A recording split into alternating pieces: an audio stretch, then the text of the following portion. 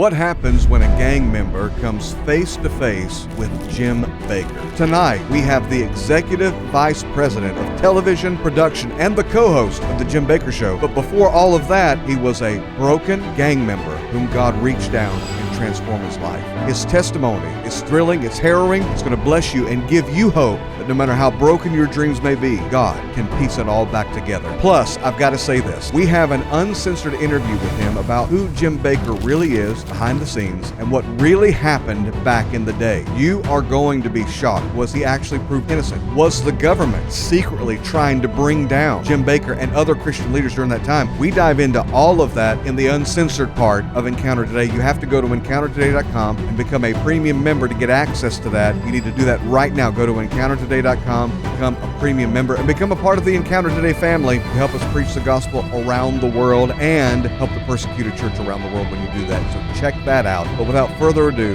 here's our guest, Mondo de Vega.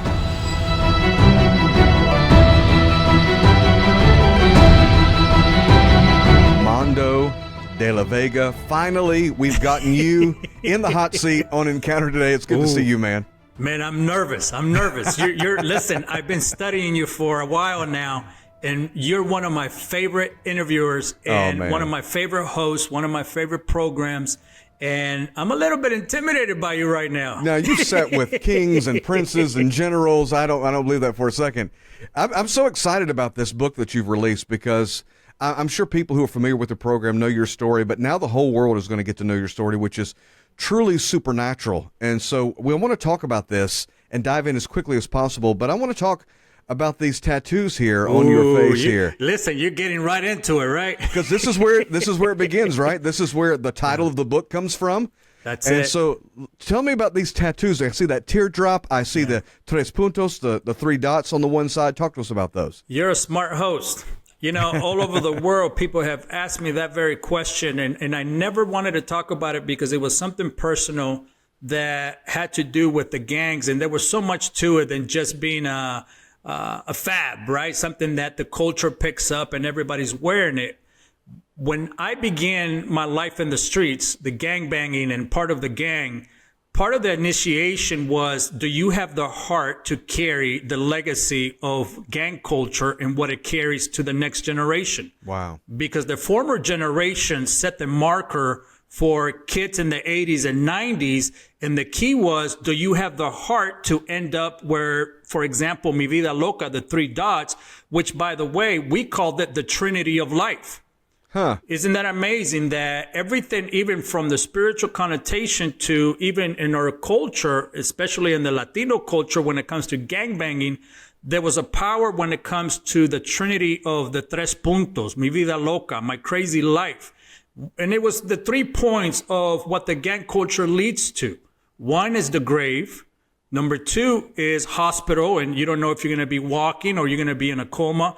Or 3, prison. Now, you have to understand, the gangs reminded me every single day not to make plans past 18 years old. Don't even dream about living past 18 years old, because either you're going to end up in prison the rest of your life, dot number 1. Dot number 2, either you're going to be in the hospital unconscious or on life support, or maybe not walk the rest of your life. Or number 3, which is the ultimate, which is death. So every single day you were reminded that I have to live up to those tres puntos and understand that I can make it maybe 1 out of 3, 2 out of 3, but the ultimate prize will be 3 out of 3.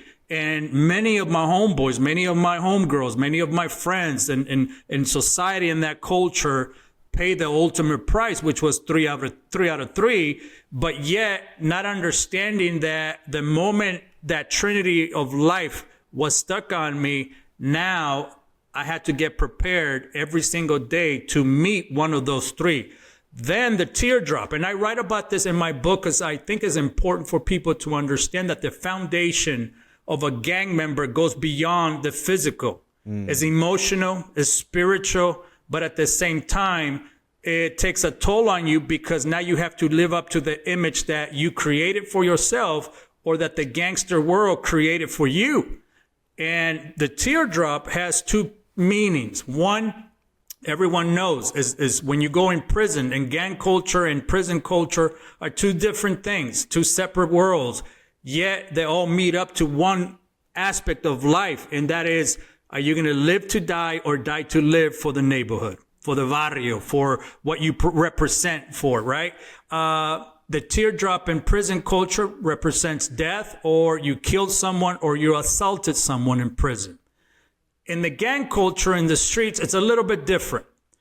It talks about the emotional pain. It talks about the emotional depression, the emotional anxiety, the emotion of the street and everything that comes with it.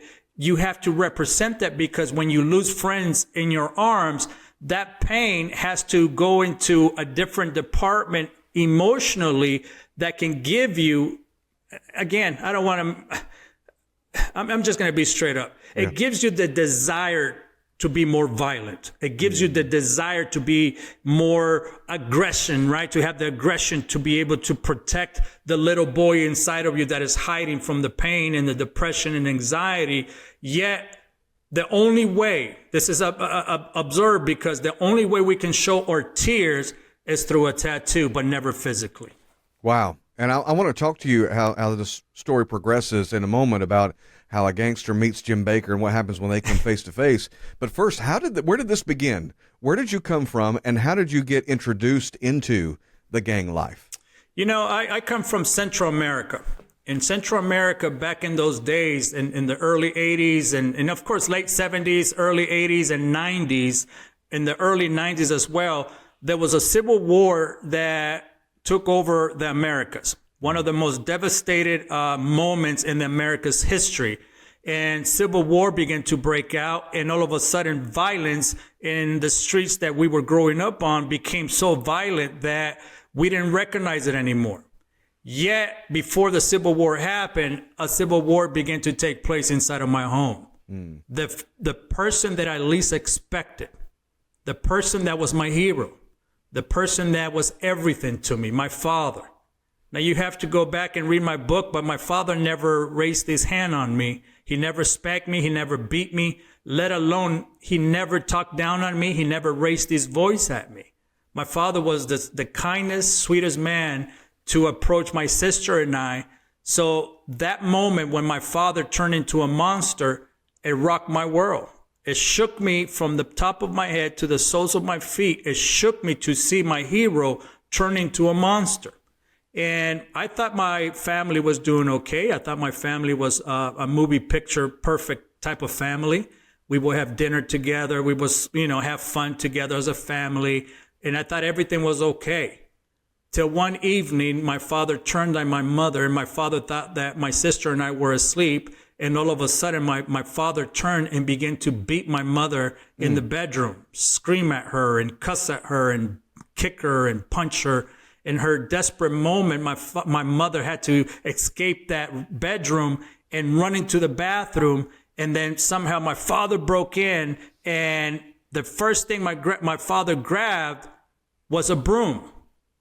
And one of the titles of my book is titled The Broomstick.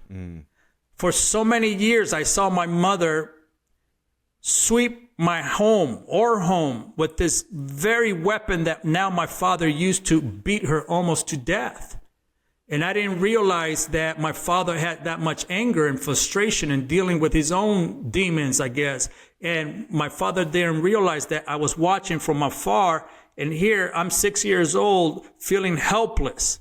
I couldn't help my mother. And I thought my mother was dead for just a moment. And yet my father walked away, and I thought he was coming over to beat and kill us. I didn't realize what my father had become. Yet my mother found the tenacity to pick herself up off the floor. And sometimes fear cripples you, where you can't even move, where you continue to live in the same place, in the same marriage. And for many years, my mother was crippled in the fact that she didn't have the courage to walk away from this marriage that had fallen apart. This marriage had become physical, sexual, and verbal abusive. Yet my mother stuck around because she was afraid to leave and walk away until that very day. That was the very last day that I call that place home. And it broke me. It shattered me. It filled me with anger. It filled me with bitterness. It filled me with hate. It filled me with every desire. And I left a note to my father saying, when I grow up, if I ever find you, I'm going to kill you. And brother, that moment came later in life. And I explain it in my book, how that moment where my father and I were now face to face and I had a gun pointed at him. And the anger in that moment of being 6 years old came back, and I wanted to get even with my father. Yet my mother was born in Los Angeles, California. We had to escape, Bishop, because my father had political influence. He had police influence. My grandfather had become mayor of our town twice in a row. So the political influence was unbelievable for in that moment, in that nation that we were in. And my mother had to escape and flee for her life and flee with her kids and realize, if I don't leave, he's either going to kill me or I'm going to end up killing him. In the middle of all this, Bishop, and I one of the reasons why I wanted to write this book is because I wanted to remind people that while you're going through a crisis, there's always a prophetic word that will be delivered in the midst of the most unlikely moment in your life. In the most unlikely place, with the most unlikely people, with the most unlikely situation, God decides for some reason to step in and in the middle of your crisis, deliver a word of hope. And the hope my mother received was that we ended up in this mega church. I had no idea how we ended up there. My mother didn't want to go to church. Yet my grandmother and my grandmother's best friend said, you need to come to church. And my mother said, I don't want to go to church. That's the last place I want to go. Then she thought it over and she said, you know what? That may be the only hope I have. She walked into this church service, 10,000 people in that church. And all of a sudden, this charismatic church that we were not used to, we were used to being in mass. And again, listen, nothing wrong with mass, nothing wrong with being a Catholic. You got to find Christ somewhere in a place. That was our tradition. That's what we were used to. So when we walked into this charismatic church and in this place and apostolic and all that, all of a sudden the worship, the music, started going down, and someone begins to speak to what I know now is called speaking in tongues. And then that died down, and then an interpretation of that began to happen. And this is the words. There's a woman with 2 kids in this building that wants to remind you that God is with you, that God has a calling for your son, that God has a calling for your daughter, and that God is going to protect you all the way to the promised land, and that God got you out of Egypt and now is going to take you onto the other side. Wow. For us, America was that promised land. For us, America was that place of safety. For us, my mother wanted to do it the right way, Bishop. And here in the middle of a civil war, and as we're escaping, as a little boy, I'm watching the most atrocious scenes. Murders take place in front of us. Rapes, burning of towns, civil war. Like, I can still... If I close my eyes, there's moments, Bishop, that I can still go back and I can see those moments. But that prepared me to walk into Los Angeles, California, to become something that I never thought I would become. My mother wanted to do it the right way. And I understand a lot of our people that are running to the border right now. By the millions, they're running to the border and they're escaping. And they're escaping death. They're escaping almost exactly the same situation that my mother found herself in with my father. And today is even worse because the gangs had taken over the Americas and brought so much fear, so much despair. Yet, I got a word for you. Some of you are wanting to go into a spiritual land illegally. You're going to get me preaching now. My mother wanted to do it the right way because she said, I have to honor God and I have to honor the nation that I was from. It's going to cost me a price. I don't have the money. I don't have the time. My husband's killing me. My husband is looking for me. My husband can imprison me. My husband can steal the kids. Civil war is going on. I can get raped. If I cross the border, I can lose my son. I can lose my life. And she said, I have to wait on God because he delivered a prophetic word. Now you have to understand, my mother was not, a seasoned Christian to understand even what she was saying. But she believed on that prophetic word. And she said, if we go in there illegally, then you're going to have to hide the rest of your life. Wow. You're going to have to pay a price that I don't want you kids to pay.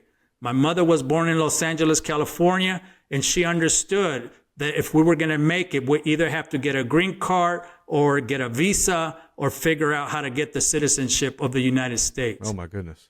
My mother went into the U.S. Embassy and they declined her. They said, no, over and over. After thousands of dollars of investment to even get an interview, Bishop, this is why a lot of people are not educated that are coming to, the United States without papers and they're rushing the border, is because our paperwork got stuck in the bureaucracy of politics, and no wonder people have to flee. I'm not saying that makes it okay. Right.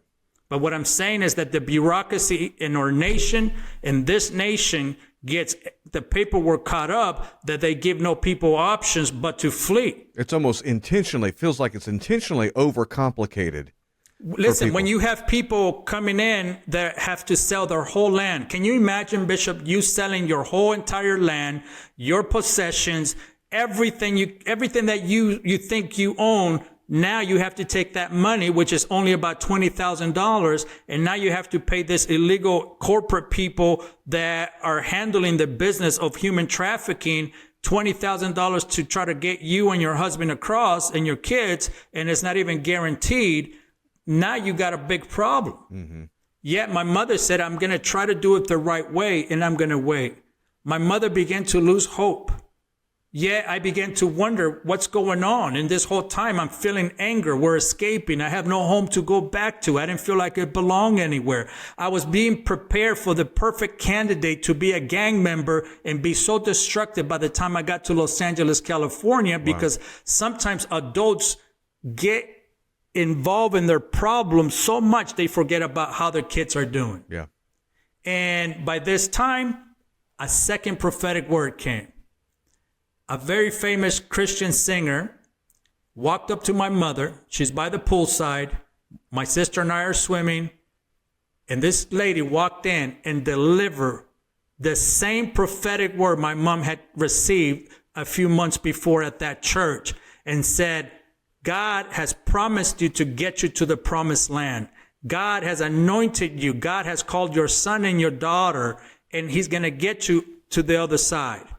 The next day, my mother shows up to the U.S. Embassy, and the guy that had been denying her over and over and over again after thousands of dollars for we spent a whole year in this process, Bishop. Unbelievable.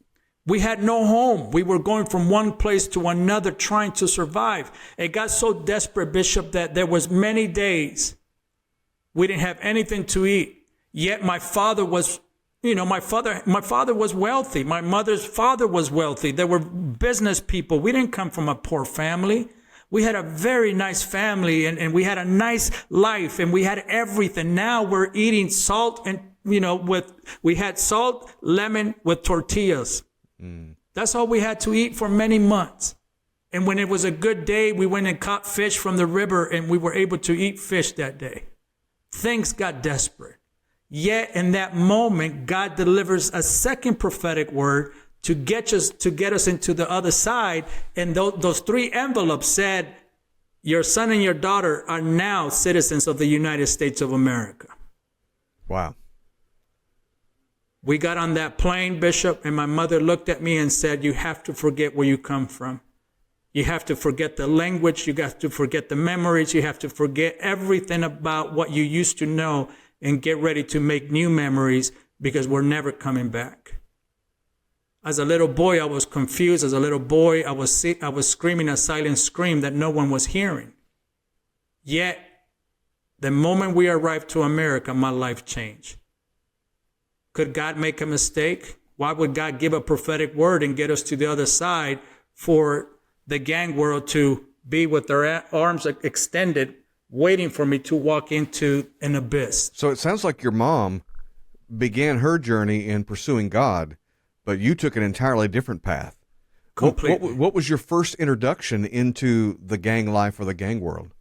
My mother, after a few months, was working about 4 jobs a week, trying to make ends meet. We were living with uncles and aunts, and of course, they get tired of having guests, And my mother said, I found a place. And I got excited. Oh, you got a house just like the house we had back home. We walked up to this building, and we walked up the stairs. And as I'm walking up the stairs, I see activity on the first floor, and I see what I know now was gang members. And the party's going on, and we're walking up the stairs, and I looked at my mother and I said, what is this? And she said, this is our new home. I said, well, where's the bedroom? There was no bedroom. It was a single apartment with a very small kitchen and a little corner 2-seat area where you can have lunch and dinner and be a family there, a small little bathroom. And I felt embarrassed that my mother had done this to us. I began to have even more hate towards my mother. I began to have emotions towards my mother because every single day my mother reminded me of that I was just like my father. So that began to grow in anger towards her and anger towards my father. And when I walked out of that a few weeks later, as we got settled, Bishop, the first introduction I got introduced to the gang was I walked up all the way in the back of the building in the parking lot. And instead of a broom, this time was a baseball bat. This baseball bat was being used to discipline a gang member that had broken gang code. And this young man was being beaten and kicked and punched and being disciplined. And the gang members saw me, and they didn't push me away, but they allowed me to see. Instead of feeling fear this time, I felt empowered.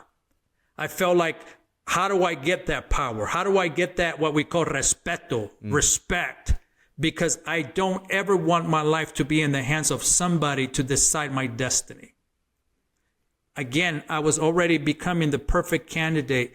And for weeks and months, the gangs began to introduce me to this life and introduce me to a lifestyle that I was already, a little bit prepared for because of what I had seen and witnessed with the Civil War. But now this was in my face. How can my mother compete with these guys?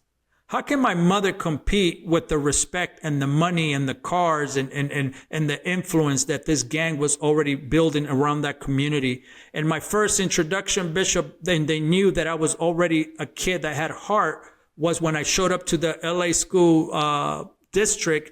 And my first day, this young man, and I write about it in my book because I think it was important because the gang members were watching me. They were seeking me out. They were scoping me out, almost like recruiting me to see if I was going to have the heart to become one of them.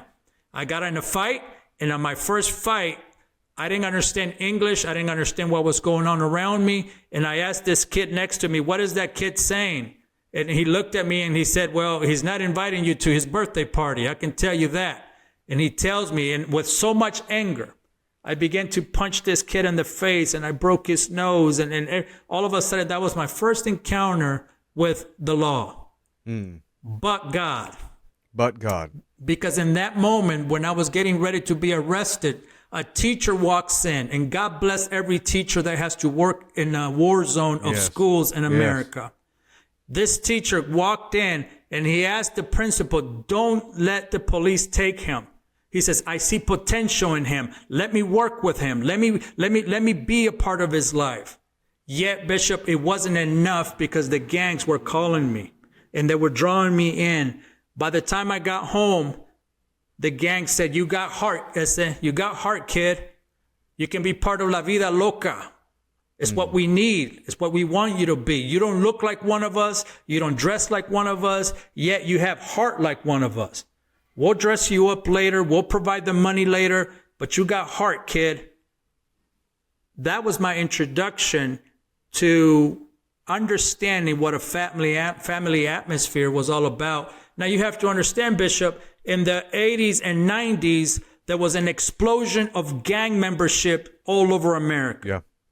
America was used to seeing Italian mobsters, Italian gangsters. They were used to seeing Russian gangsters, Irish gangsters, but they never expected Central American, Mexican American, Chicanos, Pachucos to rise up and take over the gangster world in America. And it became an explosion that till this day has left a mark in the streets of Los Angeles. Yeah, it's no question. And people can get, you go into extraordinary detail in the book, and the story is thrilling, it's harrowing, it's fascinating, but it's so full of hope. So how does this gangster, and I think all of you watching, if you've got a family member you're believing for their salvation, put their name in the comments, because we're going to stand in faith and agree with you for their transformation, their salvation as well.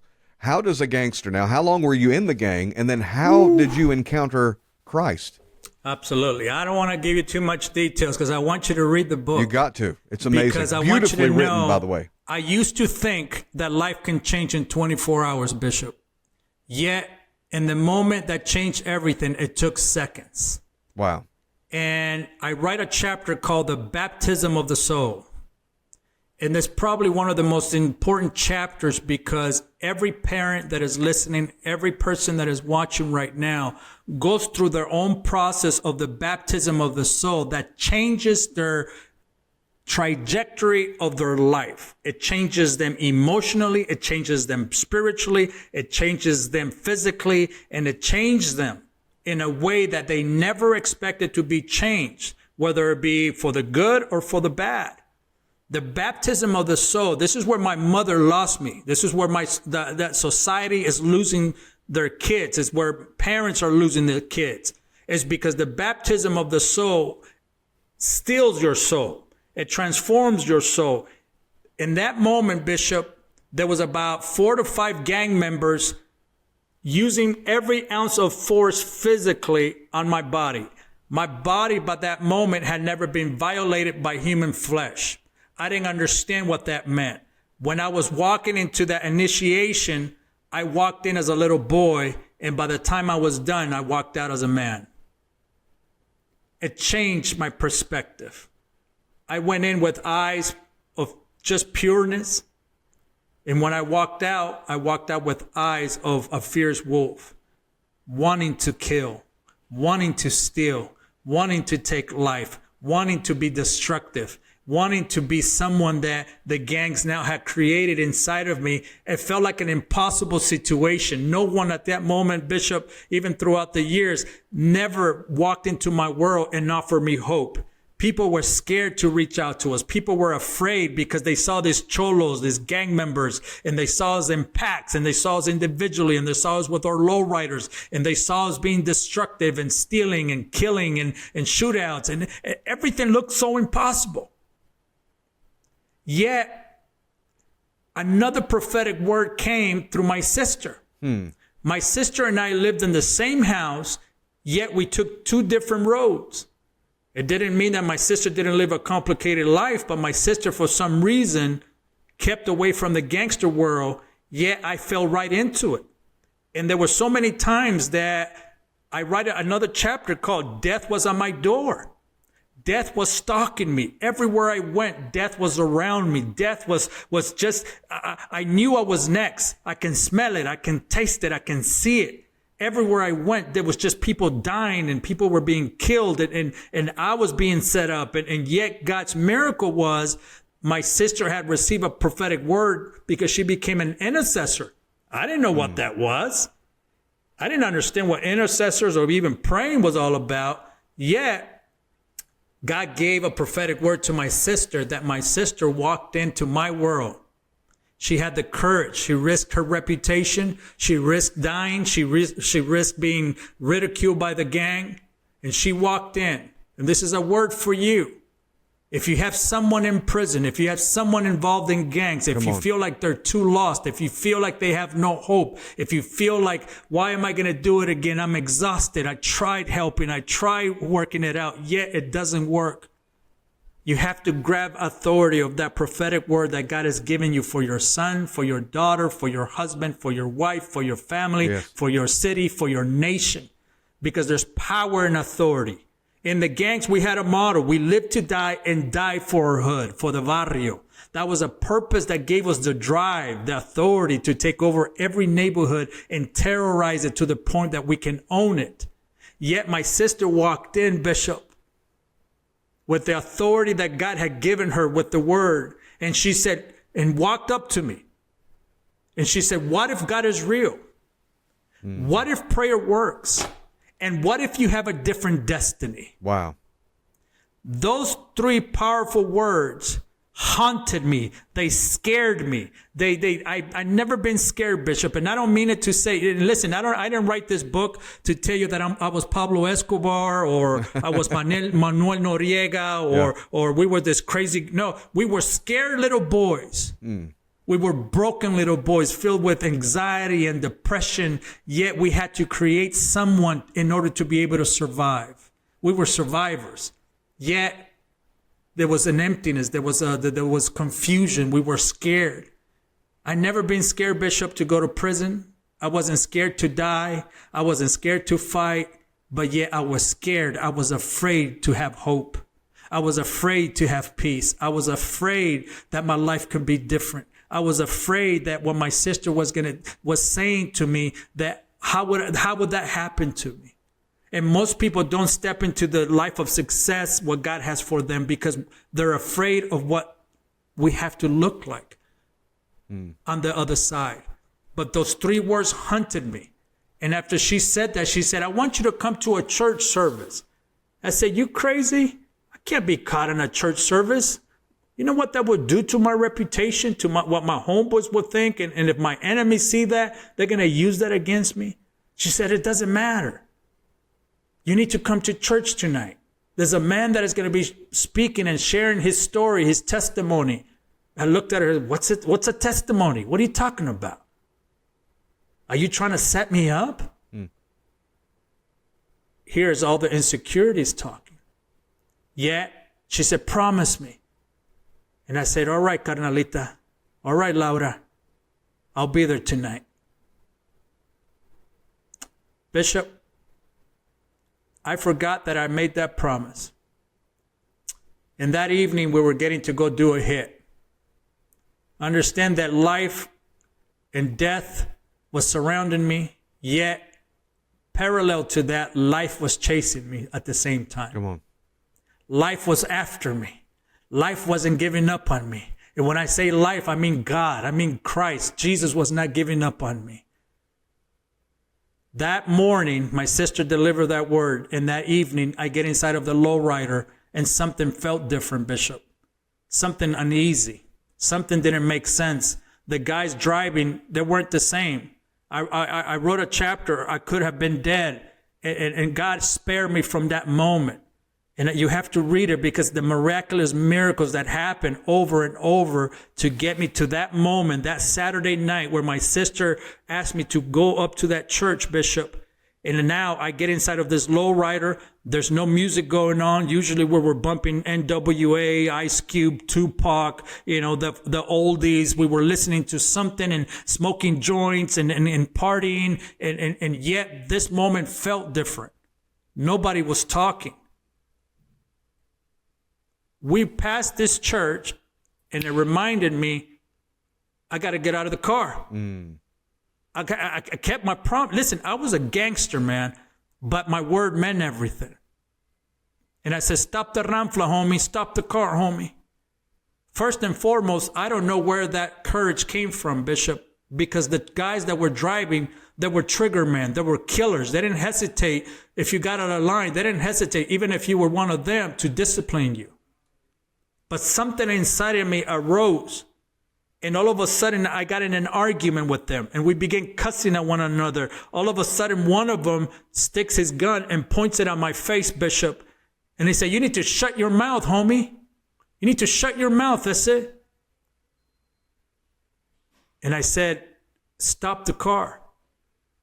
I said, I got to go take care of something. I said, I'll meet up with you guys later. And then out of nowhere, my homeboy Snoopy vouched for me and said, hey, let this guy go, homie.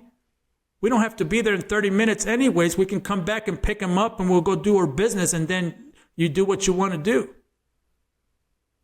They didn't want to let me go, Bishop. But something arose. And I had to contend for that moment. And some of you, you have to sometimes contend and fight through the process. You have to fight through the pressure. You have to fight against everything against you, even if it's life and death. You have to, because everything matters at that moment. Finally, they got me out of the car, and I began to walk all the way up to that church with 2 9mm guns in my waist. Bishop, 20-some years later, that will be the last time I will see my homeboys. They got set up by the FBI.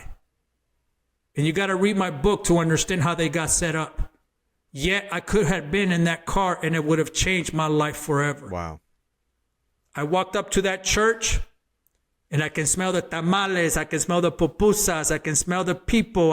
When I smell the people, that was the culture. I can hear what their voices, and yet I begin to hear the sounds that I wasn't used to hearing. There's worship music.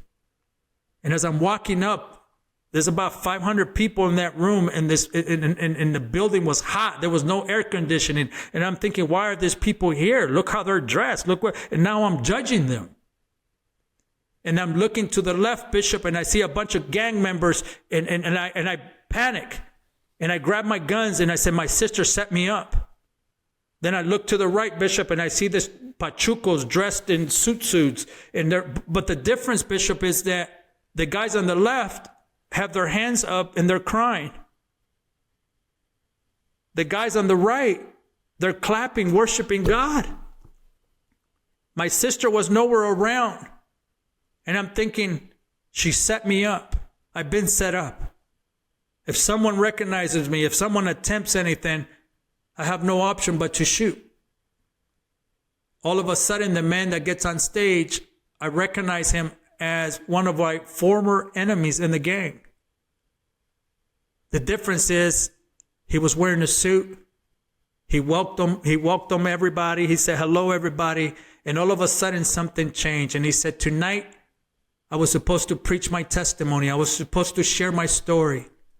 But there's a young man in this room that needs to know about a greater story than mine. I'm looking around, Bishop, and I'm thinking, who's this young man? What story are you talking about? Now, you have to understand, I'm a teenager. I didn't consider myself a young man because I felt old. I have been through much. I have gone through so much things, and I didn't feel like I should have felt at that moment. All of a sudden, this man begins to talk about Jesus, a man that gave his life on the cross for me, and begins to share about the gospel, and begins to share about how he gave his life for me. And as he said that, Bishop, I write about it in my book in detail. As he got closer, the closer I got to my guns. And I said, if this guy gets any closer and says anything, I think my sister, by this time I'm still thinking my sister is setting me up. This guy's going to shoot me. This guy's going to kill me. He walks up and he says, are you going to leave? Are you going to walk away from this building knowing that a bullet with your name is on it? Are you going to walk away knowing that you heard the gospel for the first time? Are you going to walk away from a moment that for the first time you heard that someone loves you and was willing to die for you and give you peace? And I looked at him and I said, I don't think your God can forgive me. I don't think your God can forgive everything that I've done. Bishop, as I'm walking away, I can still remember this moment, Bishop. I didn't feel worthy to be around people. I didn't feel worthy to even sit and talk to someone like you, Bishop. I felt only worthy enough to sit around a table with gangs, with gangsters, pimps, and hustlers, and trigger men, and cartel men, and killers, and drug addicts, and drug dealers. That's who I felt comfortable with because that's how I felt good enough for. Yet at that moment, as I'm trying to walk away, there's no lights, there's no concert lights. The band was not an amazing band. There were horrible singers out of tune. The music was horrible. Yet, Bishop, at that moment, they began to sing a song that I had never heard at that moment in my life. En la cruz, yo primero vi la luz. y los pecados de mi alma él salvó. At the cross where I first saw the light. And a tear fell, and another tear, and another, Bishop. And for the first time in my life, there was two things I was chasing, I was searching for. That was peace, and it was love. I had the money. I had the women. I had the party. We had the cars. We had the environment. We had everything. Yet, we didn't have peace. We didn't have love. And yet, in that moment, an overwhelming sensation like I had never felt in my life. The peace that surpasses, the Bible says, all understanding. And a love that was so unconditional. And I don't want to go into detail of that moment, but for the first time, someone hugged me, Bishop. My father didn't hug me. My mother never hugged me. I never felt a hug. Yet when that man that was my rival, he put his hands and arms around me and told me he loves you. All he wants to do is make things right with you. He loves you. He's crazy about you. That changed everything, Bishop. That was the moment that was an epiphany moment that gave me the courage to walk in the next day, because the next day was the reality for me of what happened that Saturday night. Yeah. For me, church is not a Sunday thing. Church is not a Wednesday thing. For me, church in that moment, salvation was life and death. When I walked in the next day, Bishop, there was a shotgun in my back, a gun in my forehead, in my temple, and another one in my chest. And they asked me, where were you last night? I couldn't talk. If I said the wrong thing, my brains would be on the floor. If I talked out of the pecking order, I knew at that moment I was going to be disciplined. And they were asking me, what happened last night? Now you have to understand, at this moment, I didn't know what happened to my homeboys in the car. They thought that I snitched. They thought that I turned them in. Right. They thought that I set them up. Yet I was dealing with a different situation of life and death for my spiritual life. And when they asked me, I couldn't deny, Bishop, what happened to me that Saturday night. I had never preached the gospel. I had never been a witness up to that moment. Yet, that was my first moment as an evangelist to give my story, give my testimony. And I told them everything that happened, from telling them the message of the gospel, the experience of the gospel, and the transformation of the gospel. And when the truth is behind you, the Bible says that the truth will set you free. Yeah. It is impossible to leave a gang. It would take a miracle to leave a gang. Yet, thank God for me, that God is a God of miracles. So what happened? What was their reaction? Wow. If I tell you, you won't want to read the book. You got to get the book. Yeah. You've got to get the book. And this began the transformative journey that brought you to where you are today. So now you got to get the book. You got to fill in all the empty spaces, guys. The link is in the description here. How does this hardened ex-gang member encounter Jim Bakker of all people? Wow. The world said lock him up and throw the key away. That's what they told me. But they also told Jim Bakker lock him up and throw the key away. Wow. We had something in common. The world rejected Jim Bakker. My own culture, my own society, my own environment rejected me. The gangster world is like a religion, Bishop. It's like an environment that, spiritually speaking, possesses you to every beam of who you are as a person. You dedicate your whole life to serving them, and the ultimate price you pay is death. And the only way I could survive walking away, because no one would hire me, nobody wanted me, Everyone rejected me. I wasn't good enough to be part of society. And the only thing I was able to do is to serve a local church. I didn't do it for the money. When I walked away from the gang, I had to leave everything. I had to leave my pair of socks, my shoes, my pants, my shirts, everything I earned in the gang. I left it all behind because I didn't want one thing from the past. And yet, the only thing I had left was to serve God from my heart. And I joined this little church. After that, my mother introduced me to the Dream Center. The Dream Center, yes. Now, how old are you at this moment? By this time, close to my 20s. Wow. And what happened was I didn't want another church. Now, you have to understand, Bishop, that this Dream Center was located and still located in the heart of one of the worst enemies that my gang could be part of. Yeah.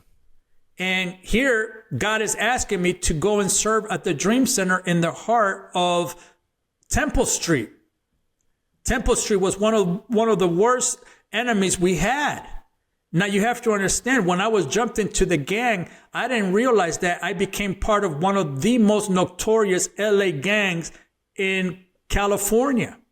A gang that was more respected than any other gang because of the violence and the drug trafficking and how drugs were being distributed. And I didn't realize that I had become one of the leaders and one of the members and one of the rookies and one of the pigwees and one of the captains and all that of one of the worst gangs that was developed in the United States of America.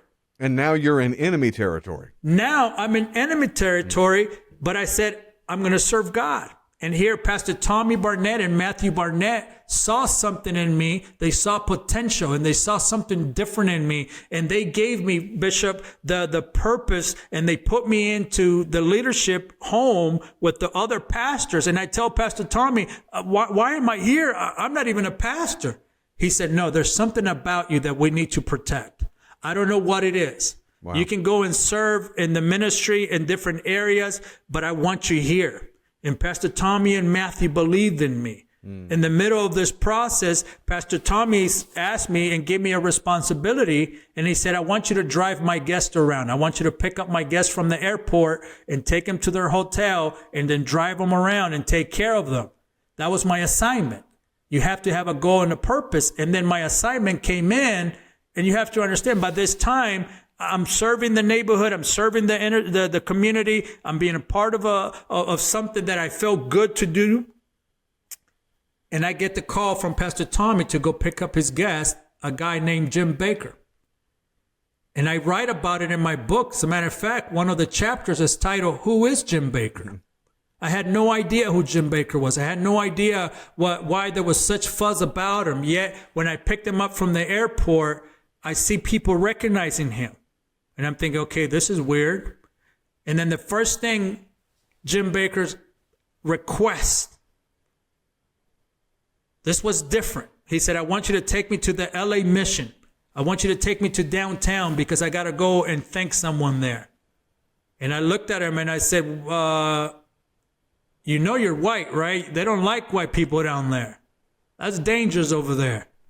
And he said, I know. But I'm with you, right? He said, oh my goodness. I said, but you're going to compromise the two of us, you know? And I write in my book that when we drive to the LA mission, by that time I realized this guy's different. Because most guests just tell me they wanted to go to their hotel and then they want to go into the church and speak. And yet here this guy is asking me to take him to the LA mission. We go to the LA mission, Bishop. We get out of the car and all of a sudden, people start recognizing him. The brothers started recognizing him. Hey, that's Jim Bakker. Jim Bakker, man, what's going on, Jim Bakker? I love you, Jim Bakker. Jim Bakker, I watched you since I was a kid. Jim Bakker, you changed my life. All of a sudden, I go from a driver to now I have to be this bodyguard. And I'm thinking, okay, Jim, who are you? There's over 100 people already lining up asking for pictures and autographs. And Bishop, these are not church members. These are ex-drug addicts. These are guys that are coming out of prison. These are gang members. These are drug users. These are drug dealers coming up to him and saying, Jim, you changed my life. I watched you as a little boy. Jim, thank you for praying for me. Jim, I received Jesus in my heart watching you. We get back in the car and I said, man, you are famous. He put his head down. He says, no, I used to be. I'm infamous now. And I said, I don't know what that means. I said, for me, you're a superstar, man. And he just looked away. And he said, just take me to my room, please. I said, yes, sir. That evening, I picked him up. He preached a sermon I will never forget. God can still use broken dreams with broken people. And he preached this sermon. And he was nervous. He wouldn't look people in the eye. You got to read my story because I detail how Jim Bakker moved to the Dream Center to serve people. He thought he was going to go there and help people, yet it was the opposite. The people helped him. I'll tell you this quick story if we have time. And he lived there, didn't he? He lived there for about 2 years. Wow. Bishop, I got to tell you this story because this is for someone that feels that if you don't have what you think you can do to help someone, hear this story. Jim Bakker moves to the Dream Center and he moves next to my dorm. In that building, there's different dorms for pastors. And Pastor Matthew Barnett gave up his room so Pastor Jim can live there. Pastor Jim moved in there and it had been several days and I noticed that Jim wasn't coming around. I noticed that he was not being interactive with people. And I'm thinking maybe that's what famous people do. You know, maybe they just do that. By the second day I said, no, wait a minute, this is not normal. He's not eating, he's not doing anything. Something's wrong. I can feel it. I can sense it. My discernment, my street inside of me began to, something's wrong. He had just gotten out of prison, right? He just got out of prison. He was promoting his book, I Was Wrong. And he didn't feel worthy enough to be around people. And I walk up there and I knock on his door and I said, Mr. Jim, this is Mondo. Do you want to eat with us? He said, no, please leave me alone. I don't want to be around anyone. Okay, sir. Second day, I knock again. Mr. Jim, you got to eat something. No, please leave me alone. By the third day, Bishop, I said, I can't do this. I said, if that was my father, I would want somebody to walk in. Everything in my life. Listen, this book is not about a gangster story. Yeah. This book is about a young man that fell in the traps of the gangster world that almost destroyed him. This book is about a young man that God had a plan for, that had a purpose for. But in the process, you go through the breaking, you go through the process of understanding what the call of God is, the gifts of God, but most importantly, what the will of God is for your life. Yeah. Listen to this. I made up my mind. And I said, I'm on a mission. I went down and ate. I grabbed the knife. And I said, man, if Pastor Tommy finds out that I broke into Jim Bakker's room, they're going to ask me to leave. I had a decision to make. Do I let this guy die or do I step in the same way my sister stepped in for me? Wow. I took a chance. I broke into his room. And as I walk into this room, the room is filled with this dark. There's no light. TV's on, but there's no light. I felt like I walked into a room full of death, just depression. Like he gave up. He was giving up. He was on the verge of giving up everything. Yet he had been released from prison. His book went #1. He was being interviewed on the Today Show. He was being interviewed on the Larry King Show. He was on every television program. People wanted him to go and speak. Yet he was in this room in the Dream Center of Los Angeles, California, giving up on life. Wow. And as I walk in, I open the curtains up. And it startled him. And he said, what are you doing? Who let you in? And I smiled. I said, welcome to LA, baby. Mr. Jim, you can't be in here and die, man. He said, please leave me alone. People don't want me. You don't understand. I've been spit upon. I lost everything. I just don't feel like anybody wants me around. I said, sir, I read your book. And I read that you love window shopping, you love building, and you like this. And I said, I'm going to take you out today. And we're going to go spend a whole day together. And he said, please leave me alone. Bishop, there was no emotions. And I said, Mr. Jim, I read in your book that after being in prison, you like taking baths. This is an odd moment, but listen to this. Because if it was my father, I would want somebody to help my father on the verge of dying, on the verge of giving up. And I said, Mr. Jim, I said, I'm going to turn your bath on and get in the bath, and I'll come back in 30 minutes and we'll get ready to go. He said, but if you're not in the bath in 30 minutes, then I'm going to do what I would do if you were my father. I'm going to pick you up and put you in the bath myself. All of a sudden, a little smirk. I said, oh, there's hope. I said, you have emotions. There's hope. I left, came back. Jim Bakker was ready to go. We spent the whole day, Bishop, talking. And then the next day, and the next day. I didn't know how to communicate with Jim because Jim was not into sports. Jim was not into, this was a different type of human being that I've been around. But we would go to restaurants, we would drive for hours and not say one word, but I can see that Jim's life came back. I can see the spark of dreaming again. And then one day I asked God, how do I help him, God? What do I do? He said, ask him questions the way he asks questions to people.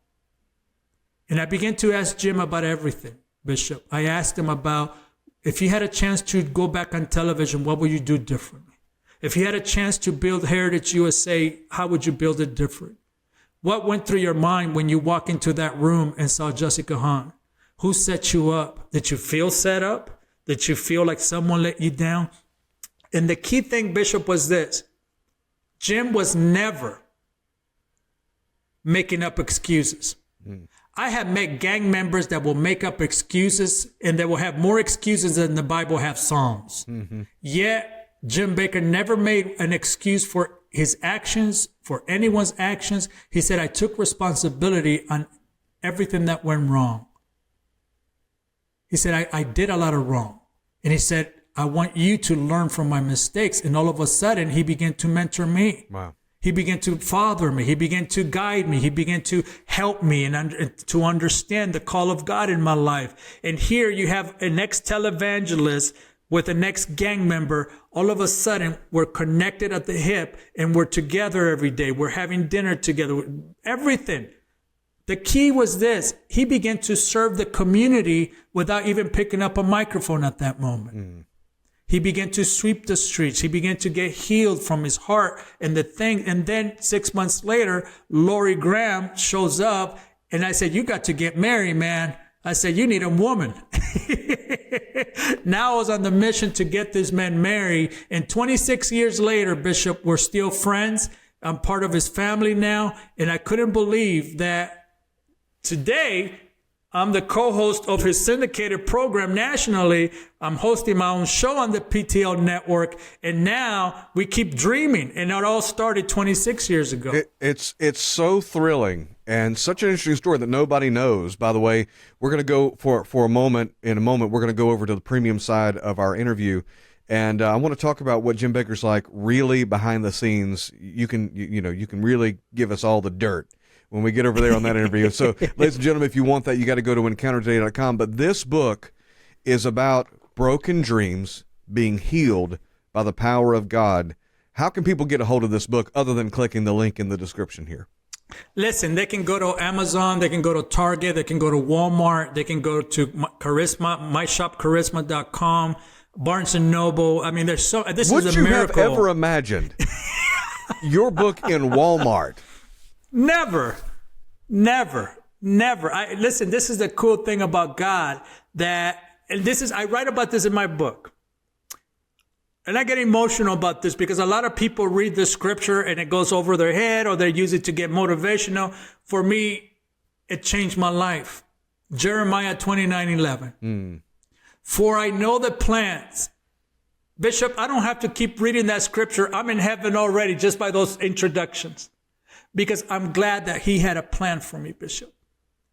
The world said, don't make plans past 18 years old. Yeah. My father said, I don't want them anymore. The culture began to reject me. I felt like no one had a plan for me, Bishop. But God. I felt like everything didn't make sense in my life. My dreams didn't make sense. As a little boy, I write in the book that I had a dream to be on television. Yeah, I couldn't tell anybody because in the gangster world in the 80s, you couldn't say that. Now gang members are all over the place on social media, and they're asking you to follow them, and they're getting motivational. That didn't exist. That dream was in my heart. Then when I got saved and went to church, I couldn't tell people that I was called to television because no one will respect it. No, people will laugh at you. It was okay to tell them you were called to be a missionary. It was okay to tell them that you want to be a pastor because they can prepare you, or that you can be an evangelist. But to be on television to preach the gospel, they looked at you kind of funny. Mm-hmm. And isn't it odd, or isn't it God that will put me next to a man that was used to pioneer Christian television? Yes. Now, here I am being a part of a big dream and a big God, and I would never imagine that God would use me and use the book to be in Barnes & Noble, Walmart, and Target, and Books A Million, and every market in the place. And here, I'm just the next gang member that fell in love with Jesus. Wow. I'm an ex-gang member that fell in love with the will of God, because in the beginning I was chasing the gifts. In the beginning I fell into the trap that all it was for me was the calling of God. Yet I still wasn't being fulfilled. There's nothing wrong with the gifts of God. There's nothing wrong with the calling of God, but I was needing the will of God in my life so the calling and the gifting can have a better, that can work better. I began to find the will of God, and the will of God, Bishop, was 26 years later, was to write this book. Yeah, it's all leading to this. All of it. And you can get it, the book, and give it to someone that you love. Yeah. Give it. This book is not just for you. It's for you to give to people who are struggling in their life. I want to get this book in every gangster in America. Yes. I want this book to be in the hands of every gang member, drug addict, pimp, and hustler. Because if we don't get to the gang members, Bishop, they're going to be knocking at our doors. The gang world right now is taking over once again the way it did in the 90s, just in a different way because technology has changed it. But the mobs that are going in there and robbing things and robbing in major stores, they're gang members. They're from the Bloods and the Crips and the Latino gang members that are now being organized. And if we don't stop them, they're going to be at our front door. And what if a book can be that moment that can change everything for them?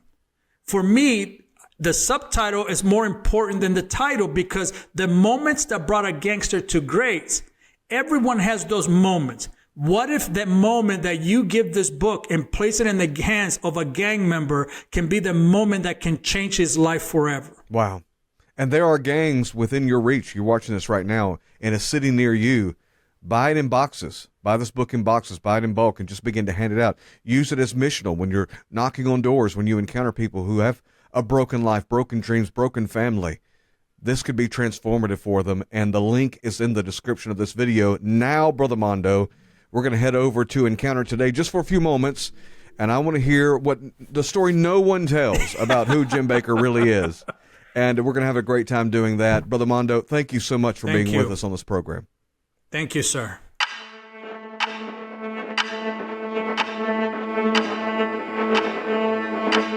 If you believe we have crashed craft, stated earlier, do we have the bodies of the pilots who piloted this craft? As I've stated publicly already in my News Nation interview, biologics came with some of these recoveries, yeah. Were they, I guess, human or non-human biologics? He asked me point blank, have you read your Bible lately? And I said, well, sir, I think I know what it says. And he said, well, then you would know that these things are demonic.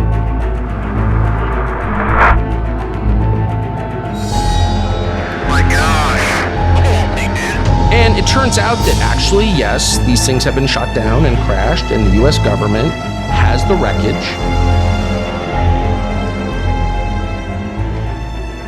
There's just no question that some of the reports seem to tell of the sort of thing that you find in poltergeist phenomena.